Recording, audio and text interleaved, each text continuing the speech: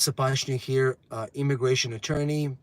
We are live on our Shorts channel, and I think it's important to speak today about what happened earlier to these two German tourists who were coming to the United States, and they were, they didn't have their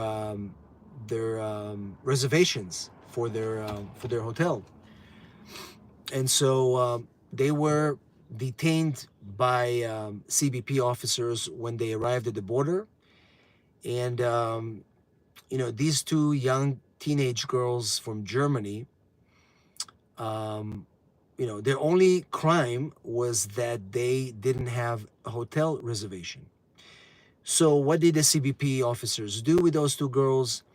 They sent them to secondary inspection, and good morning, Sonica. And then they investigated them for 7 hours. 7 hours investigated those two young girls, and they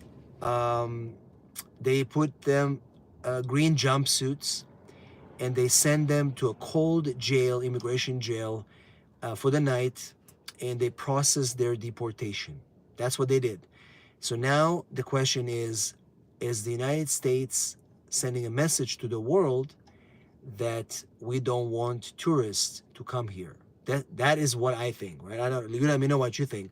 We've got Janice here. We've got Seven. You guys. It's one of the first times that I do these.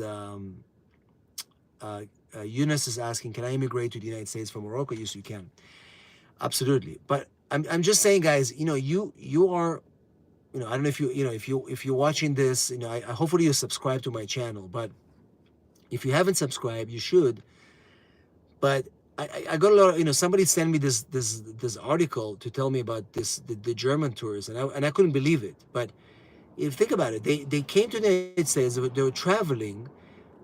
They can clearly show to the officer that they were traveling from another country, and they had the money to travel, and they still didn't book a hotel, and they stopped them, they detained them, and they put them in immigration jail. And so to me, that's kind of crazy that it happened. We've got, I'm going to ask you questions, guys, in a second. But we've got any update on the service termination cases? Yes, we have a pretty good update.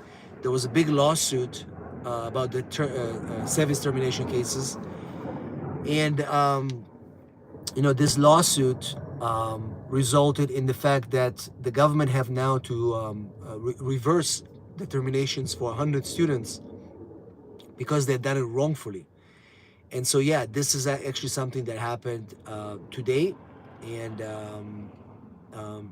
it's exciting that you can actually sue the government and they will reverse any terminations that they do. And this just happened today. We've got a question here from Alma from the Philippines. Nice to meet you. Good morning from the Philippines. And Singh is asking, any advice on NVC to interview for Canadians? My documents are completed since August 23rd, but no interview, EB1. So right now, like I said, there's a big backlog specifically for employment-based cases. I think in your case, what I would do is I would do an expedite one time, and if it doesn't work, I would do number 2, congressional inquiry. And if that doesn't work, we can file a lawsuit against them if they don't move your case, right? So first of all, guys, if you're watching this, I usually do my lives on Monday on our main channel.